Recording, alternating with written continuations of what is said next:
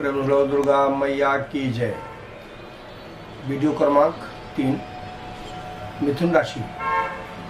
मिथुन कहते हैं किसे हैं? मिथुन कहते हैं एक आदमी एक नारी, दोनों को मिलन को मिथुन कहते हैं। मिथुन राशि का स्वामी बुध होता है। नवग्रहों में बुध को नपुंसक ग्रह कहा गया है। इसको हिजड़े की भी उपाधि दी गई है। इसको एक आचार्य भी देखता है, एक नारी भी देखती है, एक हीरो भी देखता है, एक अच्छे लोग भी देखते हैं। एक प्रकार से यह देवतुल्य अवतार है। हिजड़े को देवतुल्य अवतार कहा गया है। जो व्यक्ति अगर बाल झड़ जाए, गंजा हो जाए, अगर ओरिजिनल कोई हिजड़ा उसके सर पे हाथ रख दे खुश होकर के दक्षिणा पानी लेने के बाद, तो मैं वादा देता हूं कि इसके सर पे बाल आ जाएगा। मिथुन राशि सम्यक होता है, मिलनसार होता है। हर नर नारी के बीच में, रिश्तेदार में, नातेदार में बचपन से लेकर के पूरे जीवन पर्यंत वह सबका साथ देता है अपने सामर्थ्यानुसार। वह पत्नी का भक्त होता है, पत्नी से हमेशा कमजोर रहता है। 1000 में से 10 लोग सरकारी नौकरी करते हैं, शेष प्राइवेट नौकरी या अपना काम करके गुजारा करते हैं और अच्छे ढंग से निवास करते हैं। न बहुत अच्छा न बहुत खराब, सब मिला करके जीवन का पूर्ण सुखी होता है। मिथुन राशि वाले व्यक्ति को चाहिए, चाहे वो बाल्यावस्था का हो, चाहे युवा हो, चाहे वो वृद्धा हो, अगर किसी प्रकार से आर्थिक स्थिति से परेशान है, पति पत्नी के बीच में कोई अगर दिक्कत आ गई तो केवल पन्ना धड़ कर लें और शुक्रवार को, बुधवार को अपने घर का लेटरिन बाथरूम साफ करें, तो सुनिश्चित मैं वादा देता हूं कि उनके घर में धन की आर्थिक स्थिति मजबूत होगी।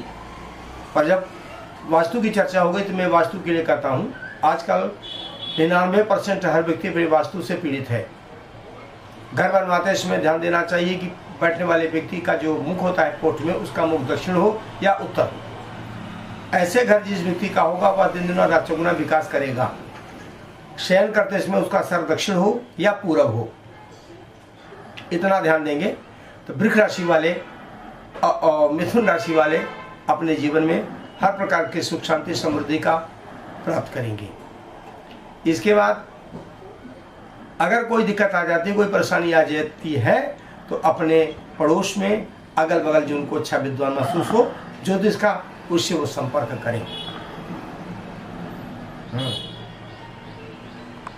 अंगूठे तक से इससे बड़ी मूर्ति घर के अंदर नहीं होनी चाहिए। आजकल बड़ा फोन आ रहा है कि पंडित जी, गुरु जी बताइए कि मंदिर में जो घर में मंदिर है उसमें शिखा हो कि ना हो। अरे शिखा नहीं होगा तो मंदिर काय का होगा? वो इतने अपवाद फैला रहे हैं लोग। कृपया शिखा मंदिर अगर आपके घर में है तो होना चाहिए, पर मंदिर कितना बड़ा होना चाहिए ये जरूर बात होनी चाहिए। बैठते समय भगवान का जो चरण है आपके नाभि तक आना चाहिए। मंदिर का जो गुंबद है सर के ऊपर जाना चाहिए, केवल थोड़ा सा 1 फुट जाना चाहिए, मतलब इतना, इससे आगे नहीं होना चाहिए। दूसरी बात होगी, मूर्ति आप मंदिर घर में लाते हैं तो उसको फिक्स मत कराइए, दीवार से अटैच नहीं होना चाहिए, दीवार से अलग होना चाहिए। चाहे मार्बल का हो, चाहे लकड़ी का हो, चाहे सोने का हो, चाहे चांदी का हो। सीखा होगा, सीखा नहीं होगा तो मंदिर नहीं कहलाएगा। ठीक है। दूसरी बात हो गई कि आप लोगों से निवेदन है कि कृपया अपने घर का पूजा का कोई भी पूजा पाठ की सामग्री नहर में या जल किसी भी जल में प्रवाहित न करें। सबसे बड़ा अपराध किया जा रहा है और पंडित जी लोग भी कह देते हैं कि ले जाओ जल में प्रवाहित कर दो। नहीं, उस जल को हम पिएंगे, आप पिएंगे, कोई पिएगा, प्रदूषित होगा। एक मेरा निवेदन है कि जो हमारे दिल्ली में, हरियाणा से जो जल आ रहा है, पानी आ रहा है, उसको इतना प्रदूषित किया जा रहा है कि कोई सीमा नहीं है। हम केंद्र सरकार से, दिल्ली सरकार से सबसे निवेदन करता हूं, आप लोग इसका भरपूर प्रचार करें कि ये जो जल आ रहा है हरियाणा से बवाना होते हुए सेक्टर 16 से लेकर के आगे चला जाता है, इतना प्रदूषित है। आप देख लीजिए कैसे कैसे लोग वहाँ स्नान करते हैं, कैसे कैसे वस्त्र साफ करते हैं और मरे हुए जीवों को, गौ माता को, बैल को, बड़े बड़े जानवरों को नहर में प्रवाहित कर देते हैं। अगर जल ही ठीक होगा तो जीवन पूरा ठीक होगा। तो मेरा निवेदन है इसका जोर से प्रचार किया जाए और सरकार के पास पहुंचाए कि इस जल को अंडरग्राउंड करवा दिया जाए। दूसरी बात हो गई, कहा गया कि पहला सुख है निरोगी काया, दूसरा सुख है घर में माया, तीसरा सुख है कुलवंती नारी, चौथा सुख है आज्ञाकारी पुत्र।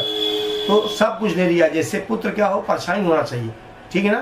परछाई माने होता है कि जैसे आप चलो आपके पीछे घूम के चले। अर्थागमो नित्य रोगिता च प्रिया च भारत प्रिय वादिनी च वैश्य पुत्रो थगरी च विद्या तेमर्थ लोकन खट सुखानी राजन। हम यही कहना चाहते हैं कि जो संतान है, बेटी हो या बेटा हो, जैसे गुरु शब्द का हम लोग उच्चारण करते हैं। गुरु होता क्या है? गु माने अंधकार, रु माने प्रकाश। अंधकार से हटा के प्रकाश की ओर कौन ले जाता है? माता और पिता। क्योंकि माँ उस बच्चे को 9 महीने तक अपने पेट में रखती है। 9 माह के बाद 9 साल तक उसके मल मूत्र को साफ करके उठना बोलना चलना सिखाती है। इसी युग में आकर के वही बच्चा, वह कन्या माता पिता के बात पे बात करें, उनका अनादर करें, उन्हें अपमान पैदा करेंगे तो सुनिश्चित उस घर के अंदर कभी सुख शांति समृद्धि नहीं प्राप्त। लिखा है यत्र नारिष्ट पूजनते रमनते तत्र देवता। जिस घर में नारी प्रातः काल से लेकर के सायंकाल सबसे पहले उठेंगी, भोजन बनाएगी, भोजन देगी, प्रदान करेंगी, फिर खाएंगी। अगर वह नारी रोटी खाते समय किसी बात को लेकर के आंसू टपकना हो जाए तो त्रिभिर वर्षे त्रिभिर मासे त्रिभिर पक्षे अतुक्ते पाप पुण्य प्रकट। 3 महीना 3 वर्ष 3 दिन के अंदर वह घर दलिद्र का हो जाएगा।